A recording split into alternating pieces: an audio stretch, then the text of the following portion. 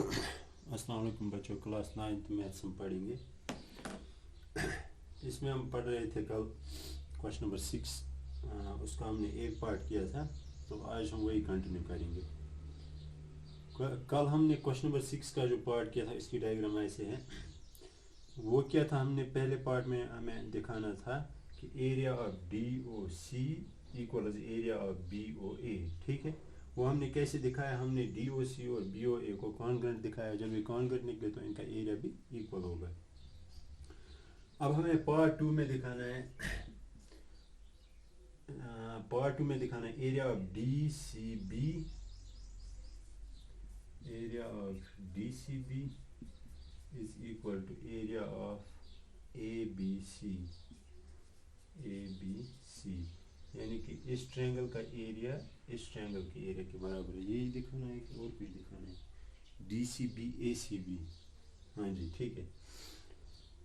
तो देखिए, हमें पता है कि we know that area of DOC is equal to area of BOA, ठीक है, जो हमने पार्ट 1 में निकाला।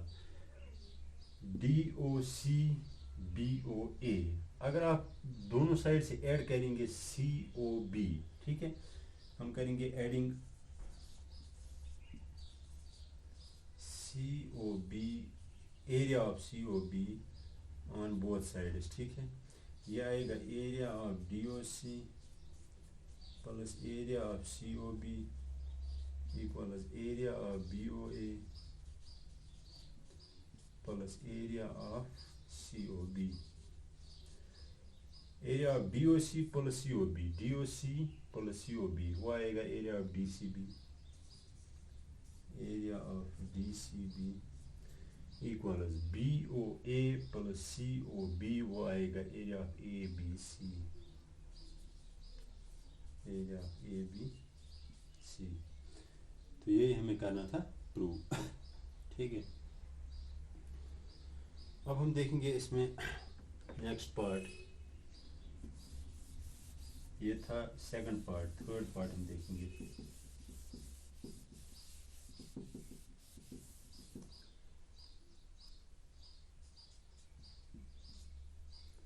ये है C, ठीक है। थर्ड पार्ट बोल रहा है DA पैरेलल CB और ABCD इज ए पैरेललोग्राम। हमें दिखाना है DA is parallel to CB, यहाँ सिंपली हमें दिखाना है ABCD इज ए पैरेललोग्राम, ठीक है। जब ये पैरेललोग्राम निकलेगा तो अपोजिट साइड्स पैरेलल और इक्वल होंगे। देखिए,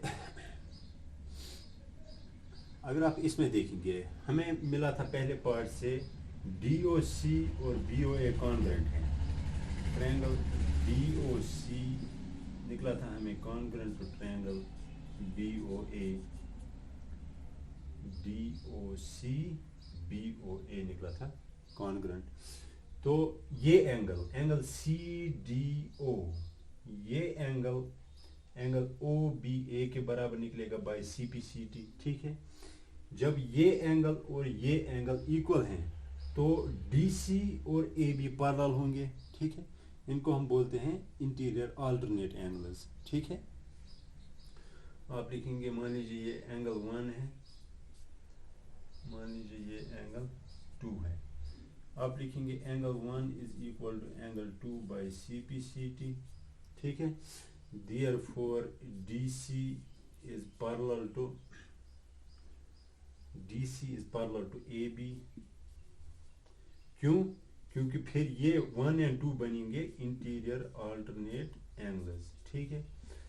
जब ये दोनों इक्वल हैं तो DC is parallel to AB। But we know, हमें पता है कि क्वेश्चन में दिया हुआ है DC is equal to AB। अब हमें निकला क्वाड्रिलेटरल में एक pair of opposite sides, one pair of opposite sides is parallel to each other and equal to each other. तो अगर आपको क्वाड्रिलेटरल में ये कंडीशन निकलेगी कि एक pair of opposite sides parallel and equal हैं, तो वो ऑटोमेटिकली बन जाता है पैरेललोग्राम, ठीक है।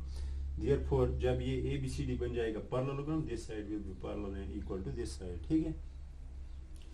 ये हो गया क्वेश्चन नंबर 6 का पार्ट थर्ड।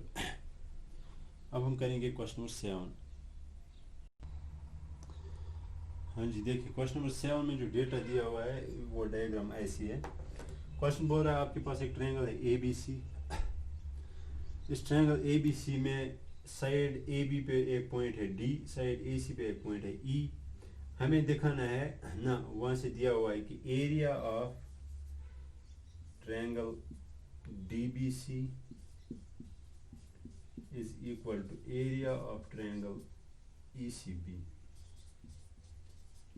यानी कि इस ट्रायंगल का एरिया इस ट्रायंगल के एरिया के बराबर दिया हुआ है। अब हमें दिखाना क्या है, दिखाना है कि show that DE is parallel to BC, show that DE is parallel to BC। अच्छा DE, हमें ये DE दिखाना है, ये BC के पैरेलल है, ठीक है। ये सिंपल है, यहाँ पे दिया हुआ है क्वेश्चन में, वहां से ही दिया हुआ है, ये गिवन, ठीक है। जब ये गिवन है कि दो ट्रायंगल्स जो सेम बेस पर BC पर हैं, ये भी BC पर है, ये भी BC पर है, ठीक है। दो ट्रायंगल्स की बेस सेम है और उनका एरिया इक्वल है, तो ऑटोमेटिकली वो बिटवीन द सेम पैरेलल्स लाई करेंगे, ठीक है।